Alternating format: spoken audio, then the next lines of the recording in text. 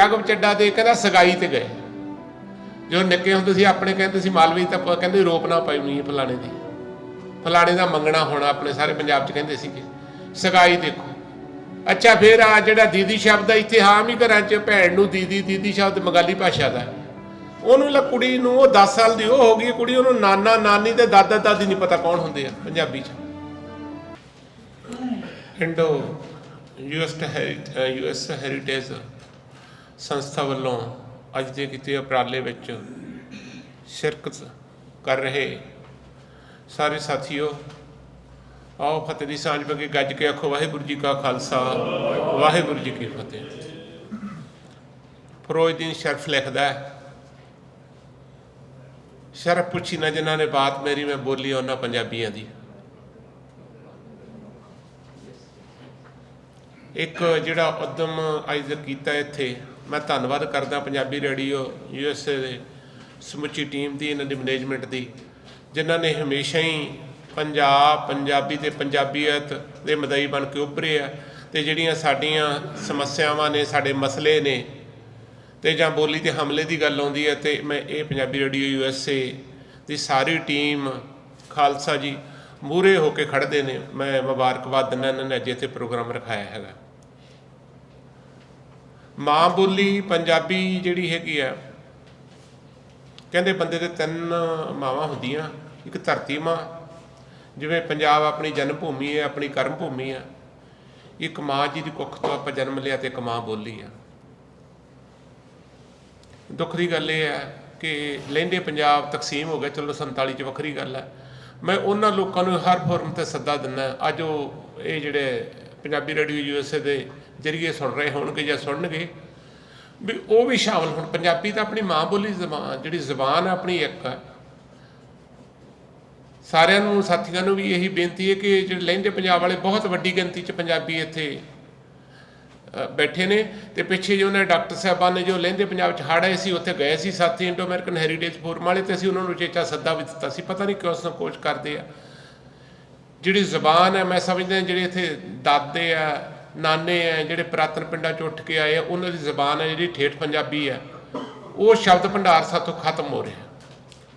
अज खास करके जिहड़े नवे उगे जिहड़े असीं पंजाबी दे पत्रकार देखते हैं, तो जां आ जिहड़े सोशल मीडिया है इहदे ते हर बंदा बना रहा अपनियां मूवियां, तो हर बंदा पत्रकार बनिया वा, वो मैनूं लगदा अद्धे तो ज़्यादा लफ्ज़ हिंदी दे बोली जाते हैं।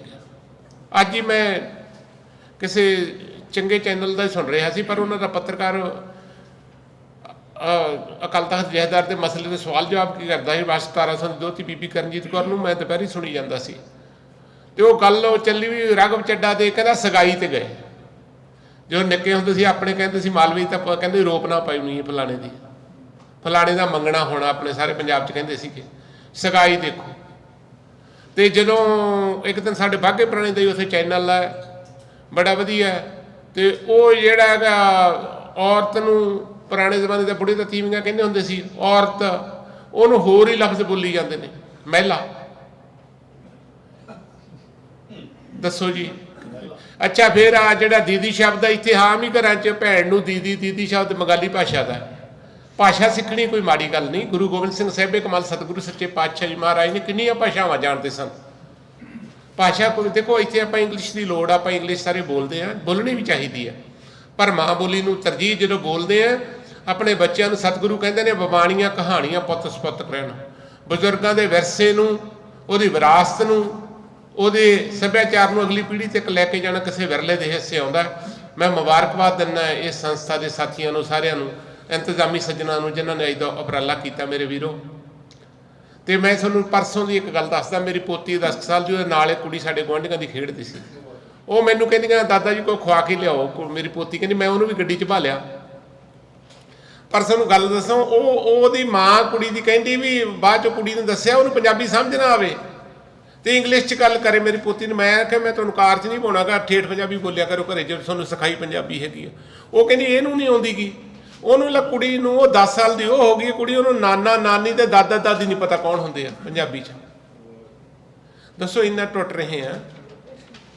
सो सानू सारिआं नूं इस गल पर तवज्जो देने की लोड़ है भी अपने बच्चों को पंजाबी बोली सिखाइए, ਤੇ ਛੋਟੀ ਜੀ ਗੱਲ ਆ, ਇੱਥੇ ਢੇਸੀ ਸਾਹਿਬ ਤਾਂ ਆਏ ਨੇ, ਪਿਤਾ ਜੀ ਅਣਖੀ ਸਾਹਿਬ ਸਾਡੇ ਘਰੇ ਆ ਗਏ ਤੇ ਮੇਰੇ ਇੱਕ ਵਾਰਾਂ ਦੀ ਗੱਲ, ਥੋੜੀ ਜਿਹੀ ਚਿਰ ਦੀ ਗੱਲ ਆ, ਮੈਂ ਗੱਲ ਮੁਕਾਉਣਾ ਵੀ ਜਵਾਕ ਕਿਵੇਂ ਸਿੱਖਦੇ ਆ, ਇੱਥੋਂ ਦੇ ਜਵਾਕ ਆ ਜਿਹੜੇ ਨਿਆਣੇ ਆ ਉਹ ਕਿਵੇਂ ਸਿੱਖਦੇ ਆ। ਮੈਨੂੰ ਪਿੰਡੋਂ ਫੋਨ ਆ ਗਿਆ, ਉਹ ਸਪੀਕਰ ਤੇ ਫੋਨ ਸੀ, ਮੇਰਾ ਭਤੀਜਾ ਕਹਿੰਦਾ ਫਲਾਣੇ ਦਾ ਕੱਸੀ ਦੀ ਵਾਰੀ ਸੀ ਪਾਣੀ ਦੀ ਤੇ ਜੁੰਡੋ ਜੁੰਡੀ ਹੋ ਗਏ। ਉਹ ਜਵਾਕੜੀ ਸਾਡੀ ਕੁੜੀ ਕਹਿੰਦੀ ਮੇਰੀ ਪੋਤੀ ਕਹਿੰਦੀ ਦਾਦਾ ਜੀ ਜੁੰਡੋ ਜੁੰਡੀ ਕੀ ਹੁੰਦੇ? ਮੈਂ ਕਿਹਾ ਵਾਲਾਂ ਨੂੰ ਕਹਿੰਦੇ ਆ। ਤੇ ਇੱਕ ਦਿਨ ਉਹਦੀ ਦਾਦੀ ਕਿਤੇ ਉਹਦਾ ਸਿਰ ਵਾਈ ਜਾਵੇ, ਅਣਖੀ ਸਾਹਿਬ ਆ ਗਏ ਕੁਦਰਤੀ ਸਾਡੇ ਘਰੇ, ਮੈਂ ਬਾਹਰ ਘਾਹ ਨੂੰ ਪਾਣੀ ਜਲਾਉਂਦੇ ਅੰਦਰ ਆ ਗਏ, ਉਹ ਰੋਈ ਜਾਵੇ, ਕਿਤੇ ਗੁੰਝੜੀ ਆ ਗਈ, ਉਹਨੇ ਕੰਗਾ ਮਾਰਿਆ ਦਾਦੀ ਨੇ ਤੇ ਉਹਦੇ ਵਾਲ ਖਿੱਚੇ ਗਏ। ਤੇ ਉਹ ਅਣਖੀ ਸਾਹਿਬ ਜਾ ਕੇ ਪੁੱਤ ਰੋਂਦਾ ਰੋਂਦੀ ਕਹਿੰਦੇ ਕੀ ਗੱਲ ਹੋ ਗਈ? ਕਹਿੰਦੀ ਦਾਦੀ ਨੇ ਮੇਰੇ ਜੁੰਡੇ ਪੱਟਤੇ। ਕਹਿੰਦੀ ਮਤਲਬ ਗੱਲ ਇਹ ਨਹੀਂ ਵੀ ਆਪਾਂ ਕੋਈ ਹੋਰ ਸ਼ਬਦ ਵਰਤਨੇ ਹੈਗੇ ਆ, ਜਾਣੀ ਪੁਰਾਤਨ। ਮੈਨੂੰ ਇੱਕ ਯਾਦ ਹੈ, ਇੱਥੋਂ ਦੇ ਮਾਝੇ ਦੇ ਤਰਨਤਾਰਨ ਤੇ ਲਾਹੌਰ ਦੇ ਸਨ ਚ ਬਜ਼ੁਰਗ ਇੱਥੇ ਰਹਿੰਦੇ ਰਹੇ, ਸਦਾ ਹਰੀ 195 ਸਾਲ ਦੇ ਹੋ ਕੇ ਪੂਰੇ ਹੋਏ।